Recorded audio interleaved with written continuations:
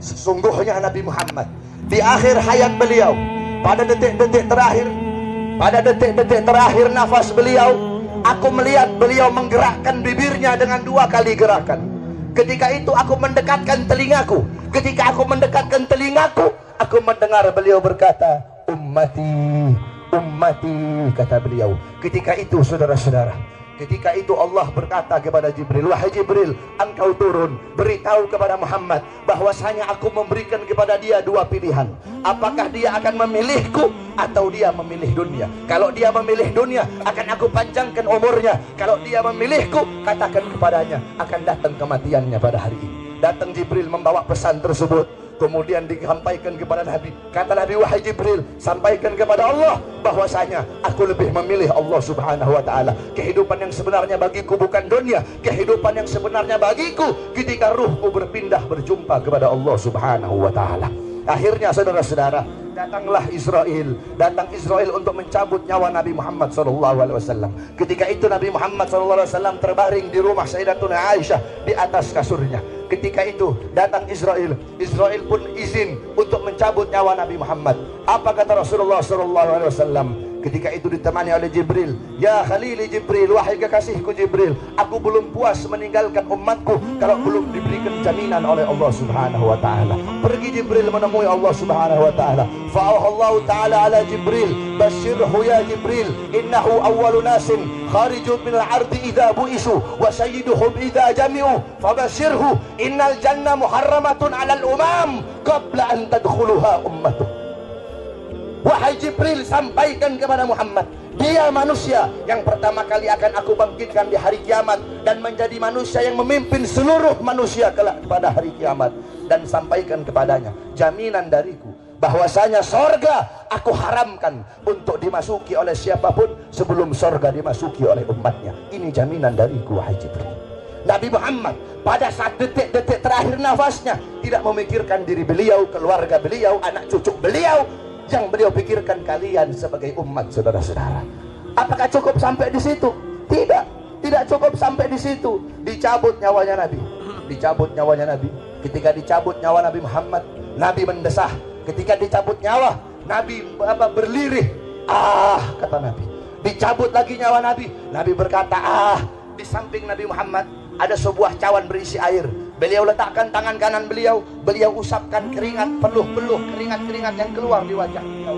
Beliau berkata, ya Khalil Israel, wahai kekasihku Israel, apakah seperti ini rasa sakit dicabut nyawa wahai Israel?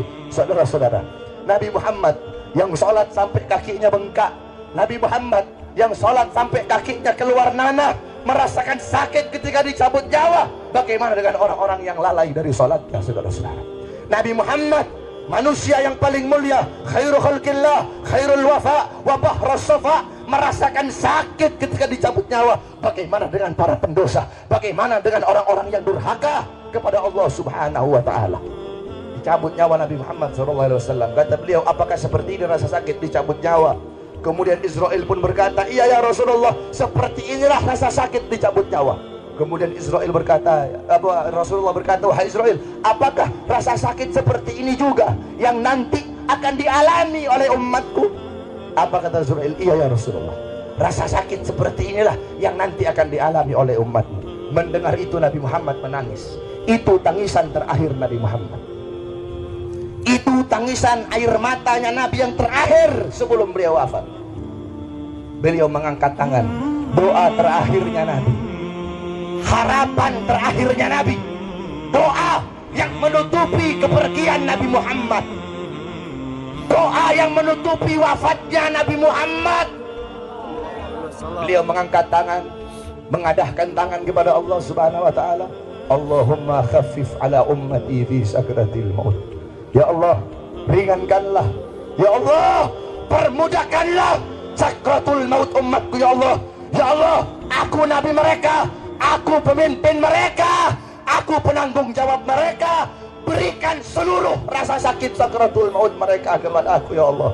Biar aku menanggung rasa sakit sakratul maut umatku ya Allah. Umatku tidak akan kuat, umatku tidak akan mampu ya Allah.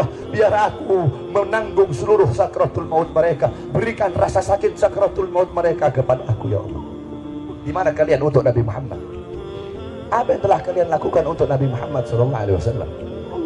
Sudahkah kalian menyenangkan hatinya Nabi? Sudahkah kalian mengorbankan jiwa, nyawa, darah, harta kalian untuk Nabi Muhammad SAW?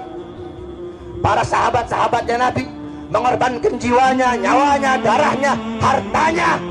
Sumayyah, wanita yang tua renta, dipaksa keluar dari ajarannya Nabi, dikubur setengah badan, ditombak, keluar isi perutnya, dicambuk. Hei Sumayyah, keluar kamu dari ajaran Nabi. Apakah Sumayyah lebih memilih kesenangan dunia? Apakah Sumayyah lebih memilih kebebasan dunia? Sumayyah lebih memilih mati daripada harus meninggalkan ajaran Nabi Muhammad. Allahu Akbar. Bilal ibn Rabah dikasih batu yang besar, dicambuk, dipaksa keluar, dipaksa meninggalkan Nabi, meninggalkan syariat Nabi, meninggalkan Al-Qur'annya Nabi. Apakah Bilal lebih memilih kesenangan dunia? Apakah Bilal lebih memilih kebebasan dunia? Apa kata Bilal?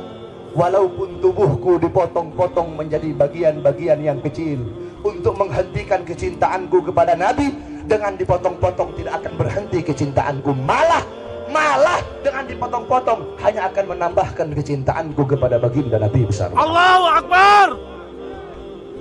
Setelah Nabi Muhammad SAW wafat, para sahabat itu tidak ada gairah hidup, saudara-saudara. Ada seorang wanita yang dimana galat di Aisyah, ya Aisyah, ikshif li qabrin Nabi. Wahai Aisyah, hingkapkan, bukakan bagiku kuburnya Nabi. Dibuka kuburnya Nabi, masuk ini perempuan di depan kuburnya Nabi. Fabakat hatta matat. Itu wanita menangis depan kuburnya Nabi sampai dia mati.